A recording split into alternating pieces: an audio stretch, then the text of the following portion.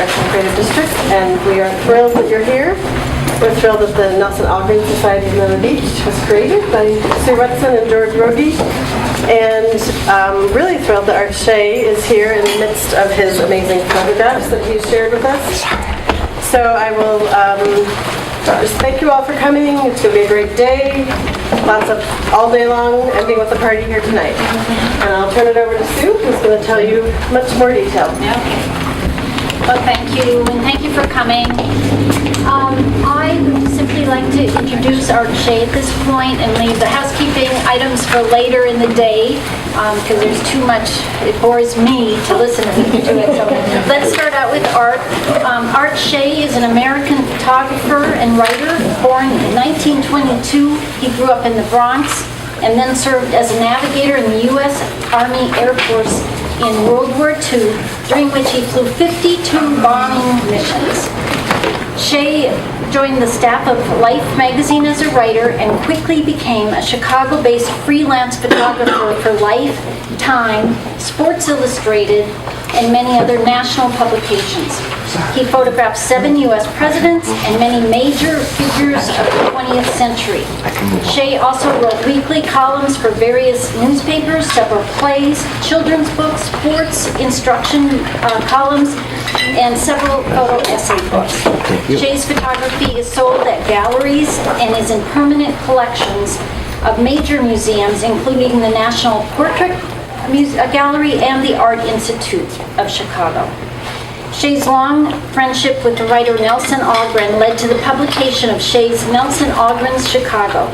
Shay and Algren met in 1949 and collaborated on many projects, including photos and an essay for Holiday magazine that Algren later turned into his book, Chicago City on the Make. Shay took well-known pictures of Simone de Beauvoir that we're going to talk about later, I believe, and when she visited Chicago to be with Algren. Shay wrote a play about Algren's triangle relationship with de Beauvoir and Jean-Paul Sartre, which had a stage reading in 1999. Another collection of Shay's work with Nelson Algren is featured in Shay's 2007 book, Chicago's Nelson Algren, published by 7 Stories Press, which is available in the other room after we speak. So please help me welcome Art Shay.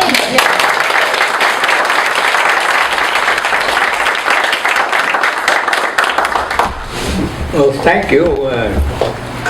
Many of you people I've seen before and vice versa. And it's good to see you all again in this place. And I just thought of Nelson's cottage as being the center of Miller Beach, but I see I was very wrong. I see the center couldn't hold, and it's moved. So I feel the center is wherever all you Algren fans are, and I'm sure I know from the simple sentences you said to me that you're all fans of Nelson's, and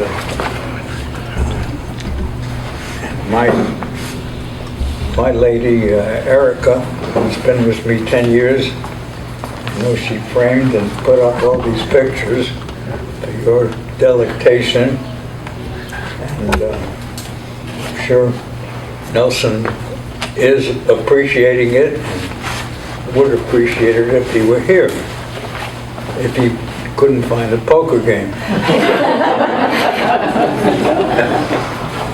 I remember one night in Chicago, I lived near Senn High School, it was snowing,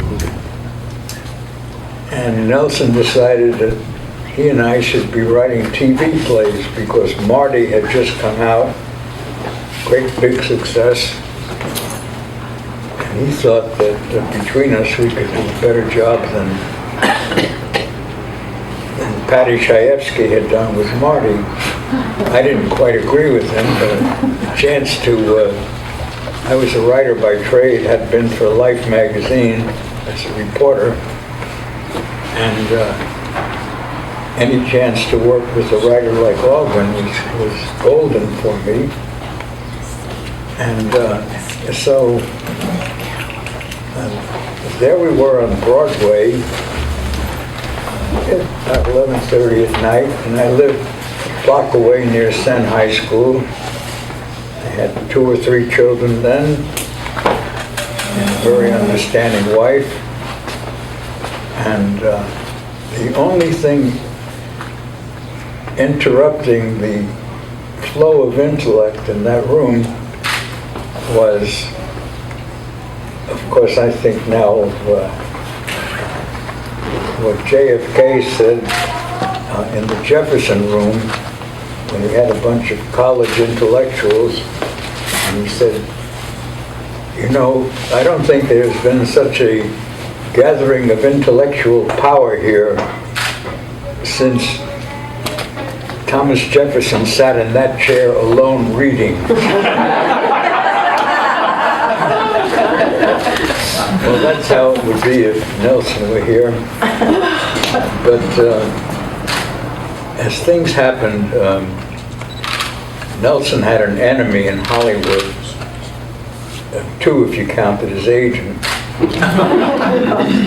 who was a drunk and who sort of worked against him and didn't give him a fair account. But aside from that, she was not very good as an agent. And he was supposed to get,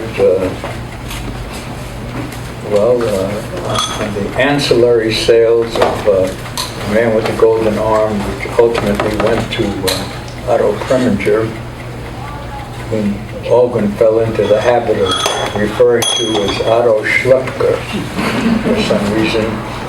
And I have in my possession a funny letter he wrote to Otto Preminger,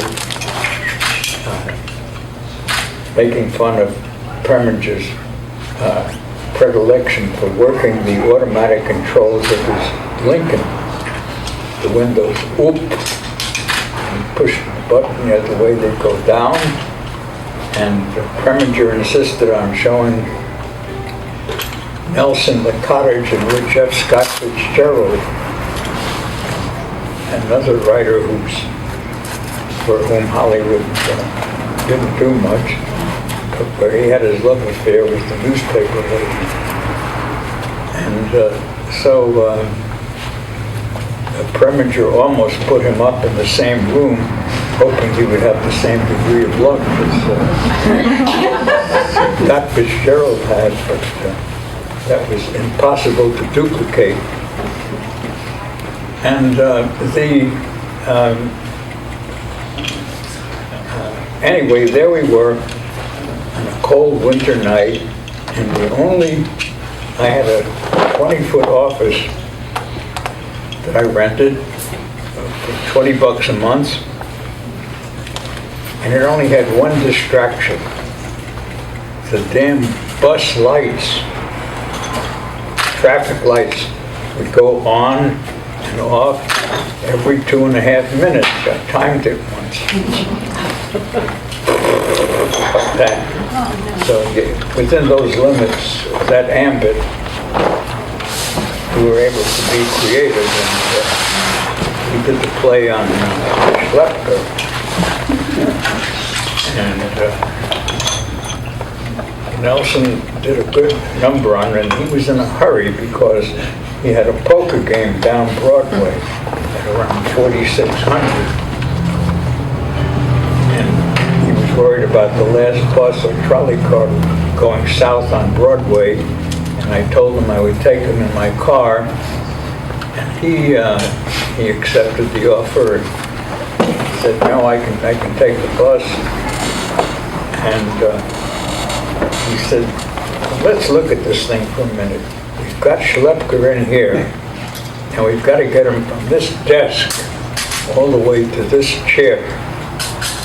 And I think that's where a lot of the action should take place.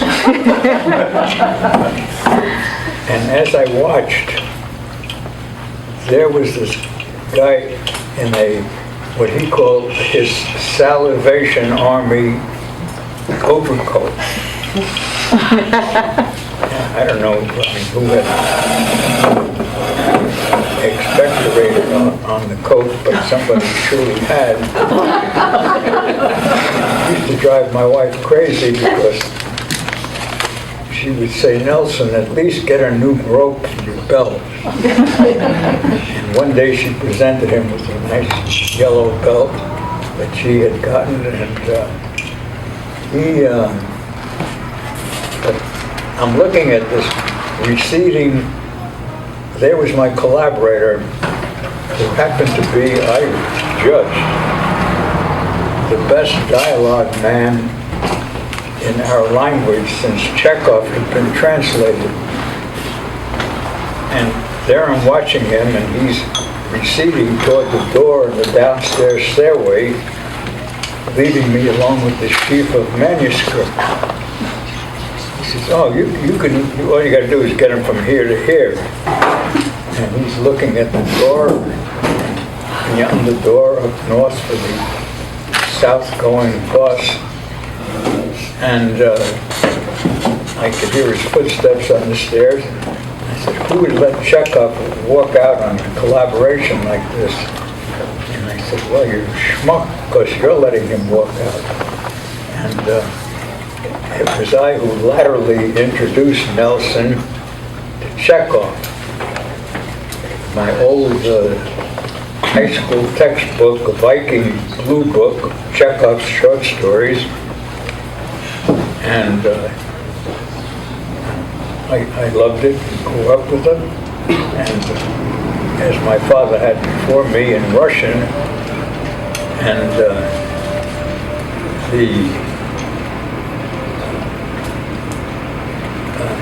I gave the book to Nelson, and he read it over the weekend, and he said, yeah, Frenchie likes it too. She was a fast reader.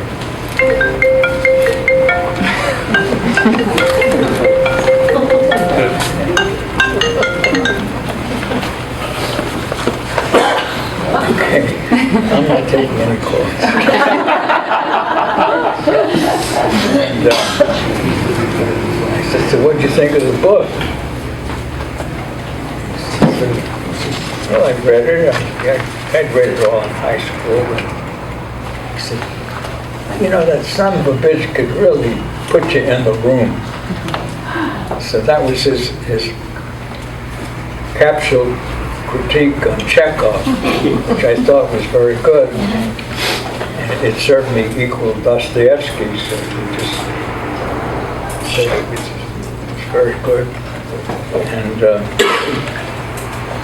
Algren couldn't see it as a critique of his own writing. And he didn't think much of critiques. As a matter of fact, in '56, when Simone was living around here part-time and driving Nelson crazy in different ways, he got a copy of her Mandarins, a book which won the Goncourt Prize in France, and gave her enough money to buy a Simca car, which she lusted after, and driving lessons. And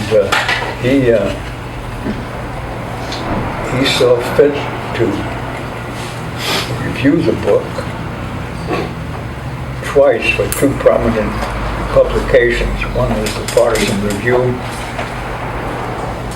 and he panned the book. He accused her of invading her own privacy, for one, and he noted that I've been in whorehouses all over the Far East. He says that even they have the decency to close the blinds.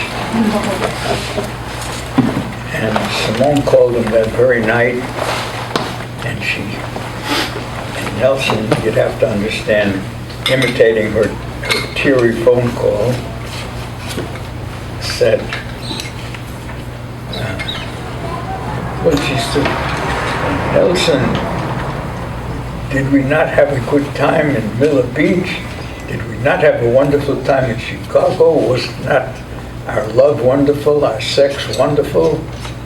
And he said, yeah, I kept reassuring her that it was all very wonderful. I said, so how did you leave it? He said, I'm an old life reporter, and I try to get the last quote from him that I could. And he said, well, he said, I just said to her, Simone, I wasn't reviewing our fucking love affair. I was reviewing your fucking book.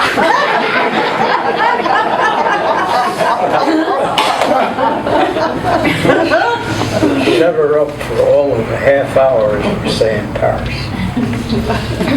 And so Nelson's and My Adventures and Life magazine were something worth commenting on. Life had him down as the professor who traveled through the slums of Chicago, meeting all kinds of people like you there and people not like you there. But Life had the story laid out for 10 pages,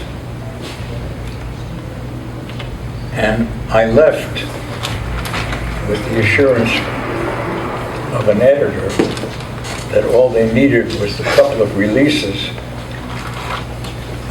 one from a prostitute on Clark Street who was invited, actually, she was this young lady here, was inviting Algren to an afternoon party, and just for $3, which he didn't have at the time. And I got the release from her. I gave her $3, and she didn't know who Nelson was. And he